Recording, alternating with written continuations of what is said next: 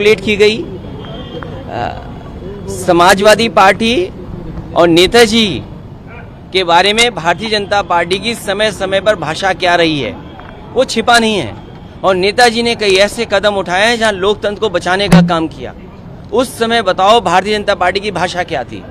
अभी अभी चुनाव गुजरा है, चाचा को याद रखना चाहिए कि भारतीय जनता पार्टी की भाषा क्या थी, और भारतीय जनता पार्टी की भाषा हमेशा खराब रही है समाजवादियों के प्रति। क्या गठबंधन तोड़ रही है बीजेपी 24 के लिए? भारतीय जनता पार्टी धर्म के आधार पर नफरत फैलाया करके, और उसका उदाहरण है कि कानपुर में जिस तरह से दंगा कराया, पुलिस प्रशासन अगर समय पर निर्णय ले लेता और इनकी इंटेलिजेंस फेलियर नहीं होती तो इतना बड़ा दंगा कानपुर में नहीं होता, ना प्रयागराज में होता, ना कहीं प्रदेश में किसी कोने में होता। ये पुलिस जानबूझ करके कराती है क्योंकि नामजद करने में, नाम बढ़ाने में, घटाने में, काटने में पैसा वसूलने का काम हो रहा है। और कन्नौज में जो घटना हुई है वो बीजेपी के लोग शामिल हैं, बीजेपी के विधायक शामिल हैं उसमें, और जो सूचना मिल रही है जिसने धार्मिक स्थानों पर मांस फेंका है वो भारतीय जनता पार्टी के लोग हैं, और भारतीय जनता पार्टी के लोग पहले दिन से नहीं कर रहे हैं, उससे पहले भी एक धर्म के लोगों की दुकानें जला दी। डीएमएसपी क्या कर रहे थे? क्या डीएमएसपी को टर्मिनेट करना चाहिए था कि नहीं करना चाहिए?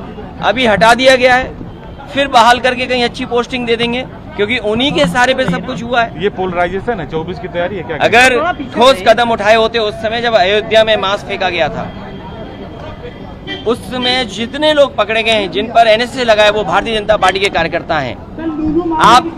आप लखनऊ देख लीजिए, लुलु मॉल जो उनके बड़े उद्योगपति हैं, मालिक हैं, उन्होंने उत्तर प्रदेश में इन्वेस्टमेंट किया है।